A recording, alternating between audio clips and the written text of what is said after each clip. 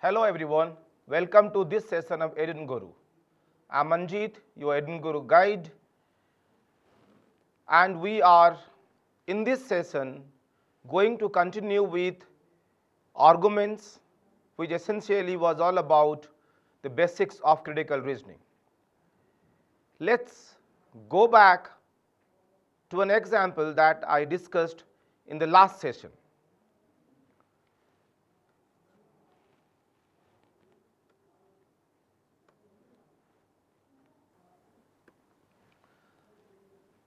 We looked at these two statements. Vikas scored 90%, so is a college star. And I asked you that what was the missing link, or rather what is the missing link between these two sentences. And we found out that if we write a sentence like,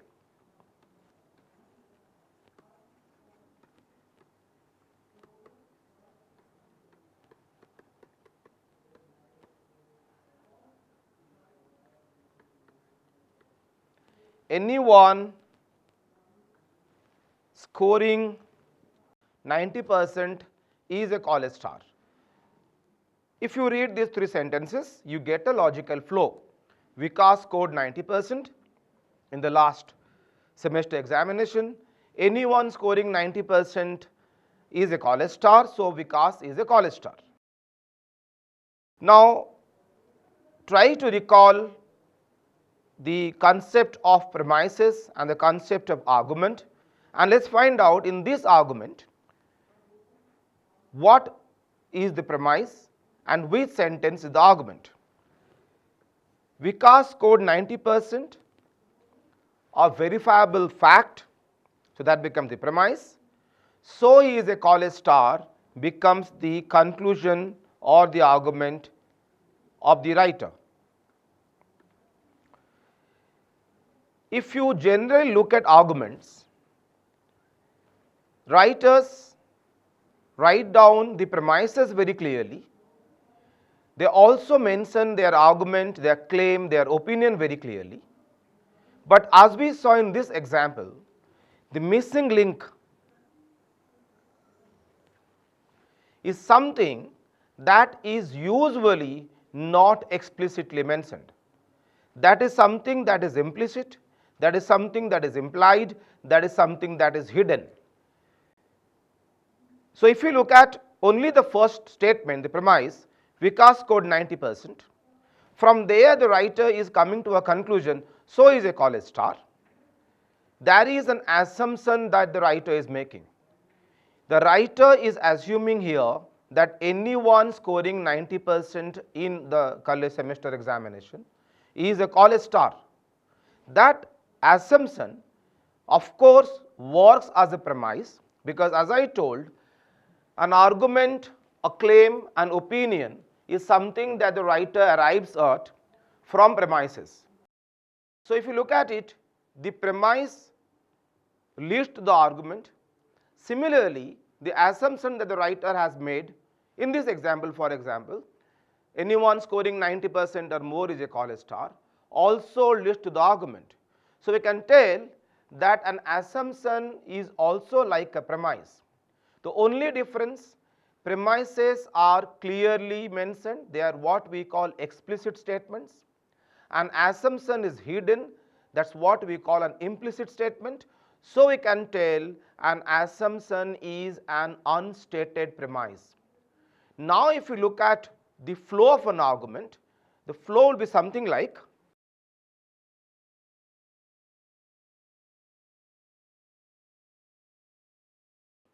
from the premises, the writer comes to the conclusion, which as we saw is the argument. In order to come to the conclusion from the premise, the writer makes certain assumptions. That is what is called the assumption of the argument. And as we just saw, like the premise lead to the conclusion, assumptions also lead to the conclusion, and so we can tell an assumption is an unstated premise.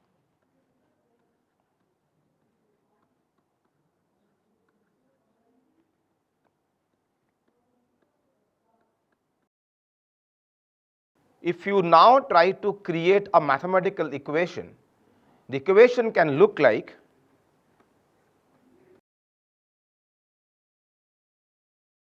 the premises plus the assumption lead the writer to the conclusion.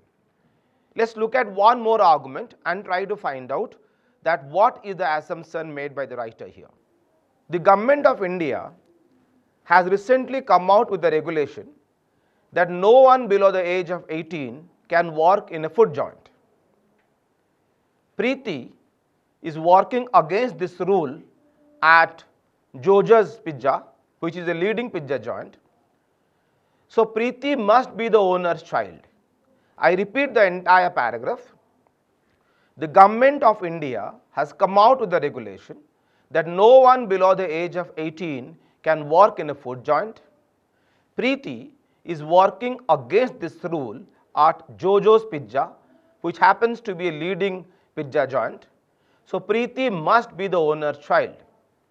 Now here if you look at it, I have considered the government rule, I have considered somebody called Preeti working at Jojo's Pizza, and from there I am coming to a conclusion that so Preeti must be the owner's child. What is the assumption that I am making here? Would anyone like to answer? Yeah, Shubham? Preeti is an owner's child. No, that is the conclusion.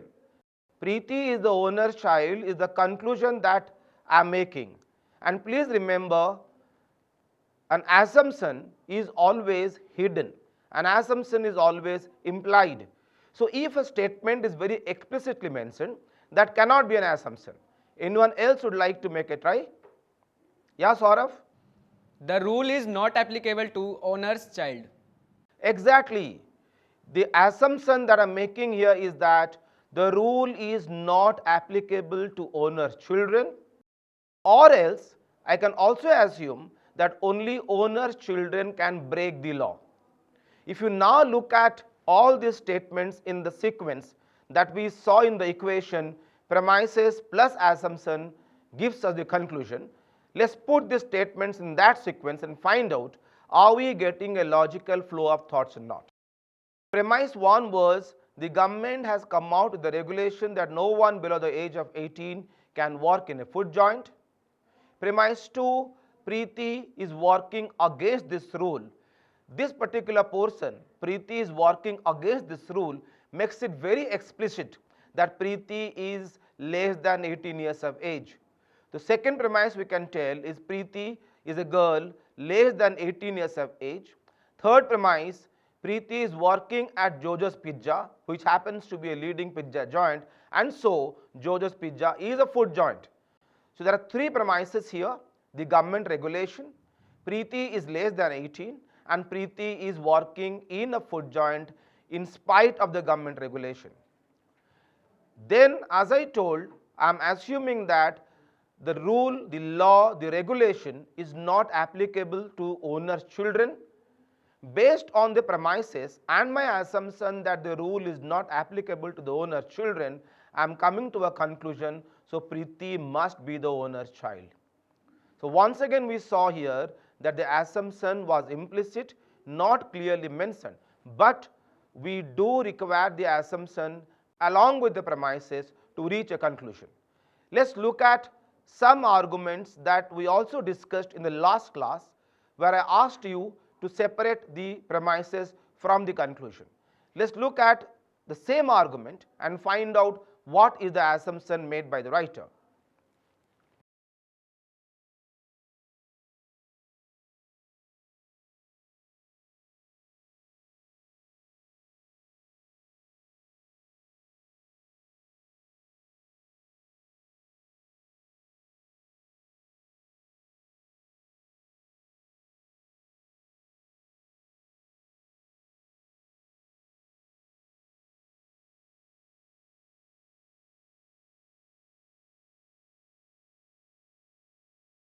So let's look at this argument. Delhi has become a difficult place to live in because of high levels of pollution. The first step is to separate the premises from the conclusion. As we saw, the conclusion here, Delhi has become a difficult place to live in. That is the claim, that is the opinion of this particular writer. The premise, high levels of pollution. My question for you is, in this argument, what is the writer assuming? So look at the premise and let's try to construct that equation. Premise here, high levels of pollution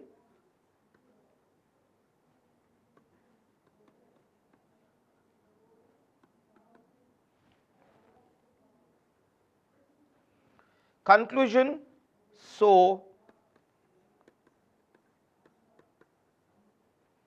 difficult place to live in. We now need to find out the assumption made by the author, so that starting from the premise, then moving through the assumption, we reach the conclusion. Now look at it. The writer is looking at high levels of pollution and coming to a conclusion that because of high levels of pollution, Delhi has become a difficult place to live in. So what is the assumption made by the writer? Clearly, the writer is linking pollution with how good or how difficult a place is it to live in. So the assumption of the writer here,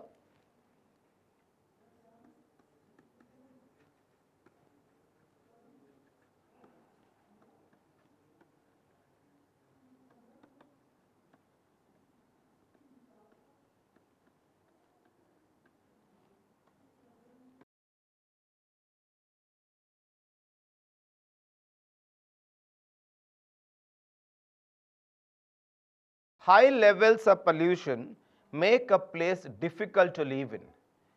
Now let's look at all the three statements. Premise, Delhi has got high levels of pollution. Assumption made by the author, high levels of pollution make a place, any place, a difficult place to live in. So Delhi has become a difficult place to live in. This is the equation that we created to find out that what is the assumption made by the writer.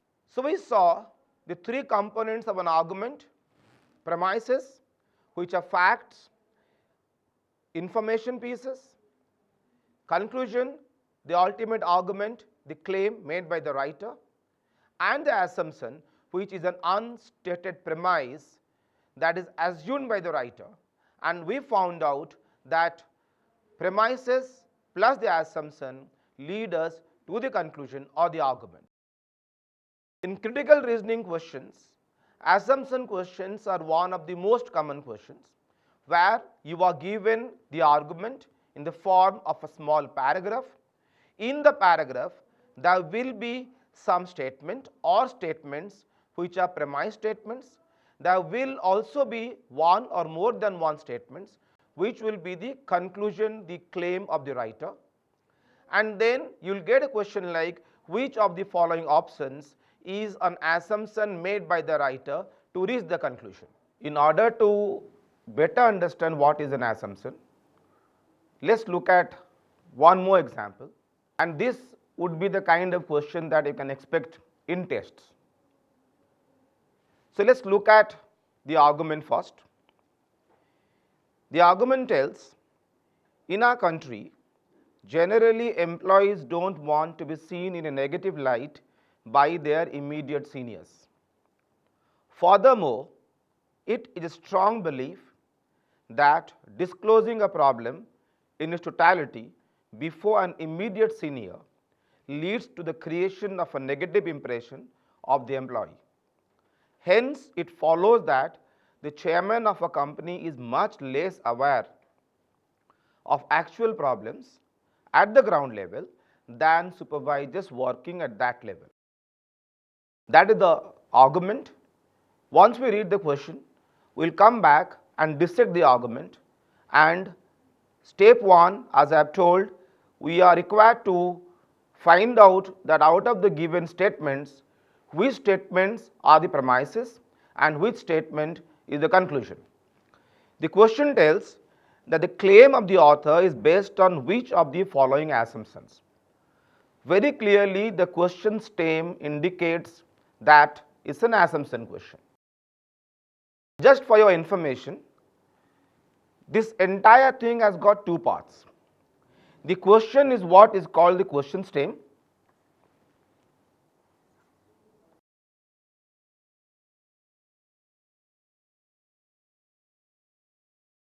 and the given paragraph which contains the argument is what is called the stimulus.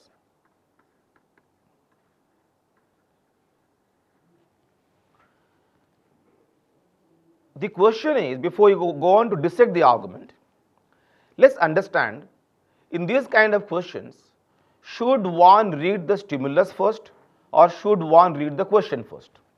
Whenever you have got a paragraph and then the question, it's better to read the question first. The reason being, the question can be like this, which is an assumption question. The question can also be of some 3 or 4 more varieties. So if you read the question first, then go on to read the paragraph, you actually know that what are you supposed to do. Like in this example, if you read the question first, and the question very clearly asks that the author has based his claim on what assumption, once you read the question first, go on to read the paragraph, you actually understand that my task here is to find the assumption.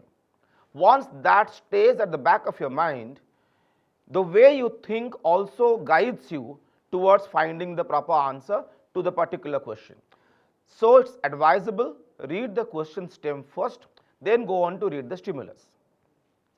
Going back to the stimulus, the first thing that we need to do here is, let's find out what exactly is the claim of the author, because the question is based on the claim of the author. And as we all know, the claim of the author is the ultimate argument that has been presented to us in the form of a paragraph. If you read the 3 sentences here, it's very clear that the first sentence and the second sentence are strong beliefs. And when the author tells strong beliefs, it's quite obvious what he means is that lot of us believe this, a lot of employees believe this. So clearly that is not the opinion of the author. From that belief, the author is coming to a claim. He first looks at that there is a belief that employees don't want to be seen in a negative light by the seniors, 1. 2, he also tells that disclosing a problem in its totality, which essentially means the entire problem, leads to a negative impression of the employee. From these 2 beliefs, the author is claiming that the chairman of a company is much less aware of the problems at the ground levels than the supervisors who actually work at that level. So the claim here is the last sentence.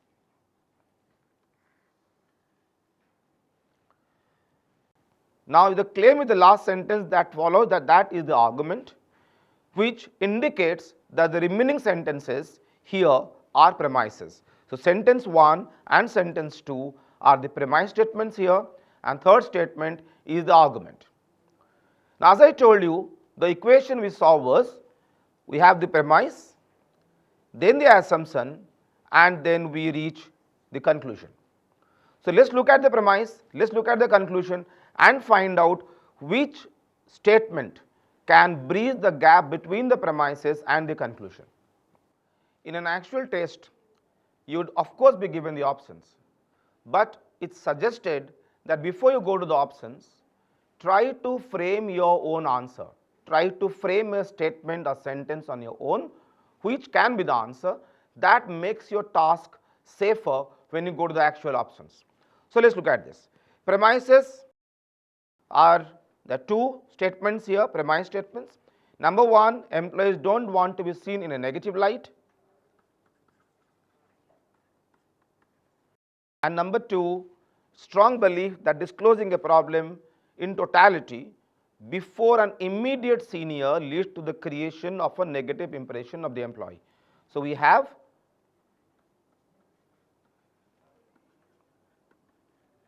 immediate senior as an important term here, as well as problem and totality. Then the author comes to the conclusion, so the chairman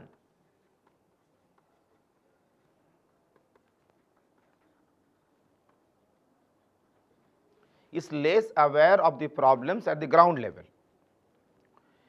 If you look at the premise and the conclusion, something that is the missing link here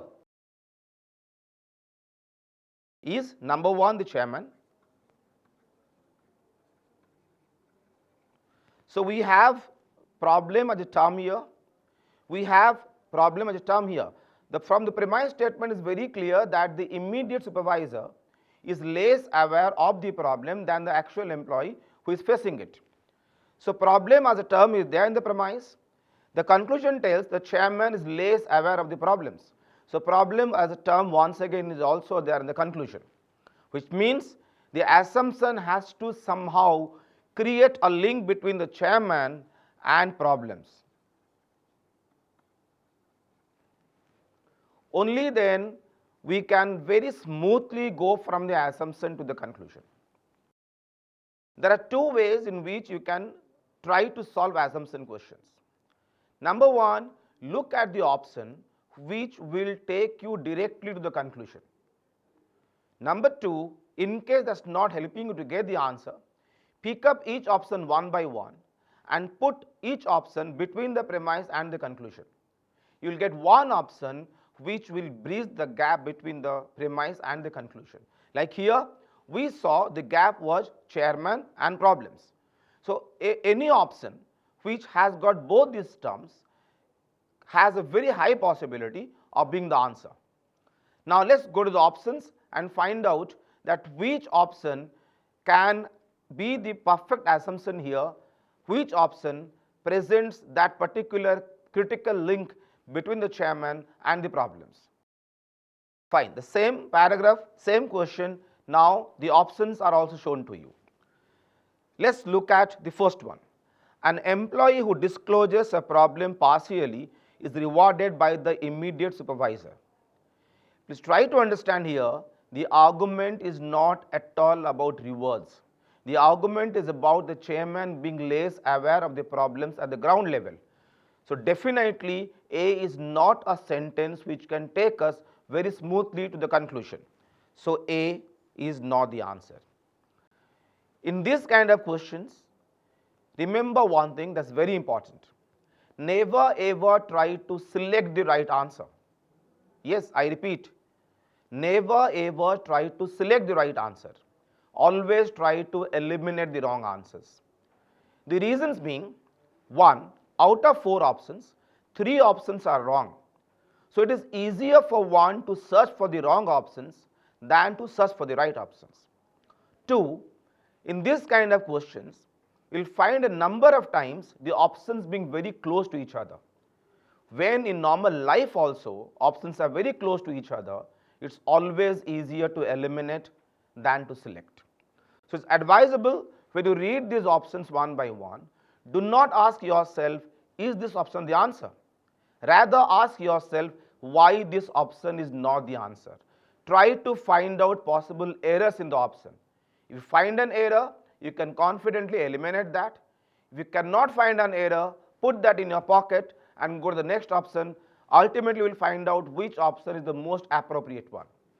Like we saw here, option A definitely is not the answer because it is not at all about the argument. Let's go to option B. The chairman of a company depends on supervisors working at the ground level to be apprised of problems at that level. The word apprised of means informed. Now if you look at the claim here, it tells chairman of the company is much less aware of the problems at the ground level than supervisors working at that level.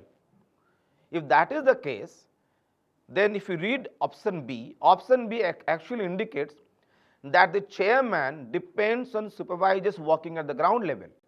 So if he gets information first hand from the supervisors working at the ground level, why should he be less aware of the problems faced at that level? He should be equally aware. So B actually is not the assumption, rather it negates the claim. Let's look at option C. Employees do more harm than good to the company by not disclosing entire problems. Option C is a typical trick that is employed by the question setter to distract your attention from the actual question. If you look at C, C may actually look true, C may look correct, it may look very valid, that employees, when they do not disclose the problem to their supervisor, they of course do more harm. But that is not the argument that we are talking about here. The argument is not about the company getting harmed or the company getting benefited. So C, once again, like A, is an argument that is out of scope when we compare that to the given paragraph. So C is even not the answer. By elimination, you have already got D as the answer. Still then, let's read D first and find out whether that is the perfect assumption or not. Option D tells the chairman depends on his immediate subordinates only. That word exclusively is very important. Then it means when he listens to the problem from his subordinates, the problem has lost a major amount of its intensity. Because as we saw, as it goes up the ladder, it gradually loses its intensity. So it's quite clear the chairman will be definitely less aware of the problems compared to somebody else who is working at the ground level. That clearly makes D the assumption. And as I told you, before you go to the options, try to create your own sentence, your own answer. And when we did that for this question, we found out that the assumption should create that very critical link between chairman and problems. If you look at option D, that is what option D talks about. So clearly the assumption here is the last option, option D.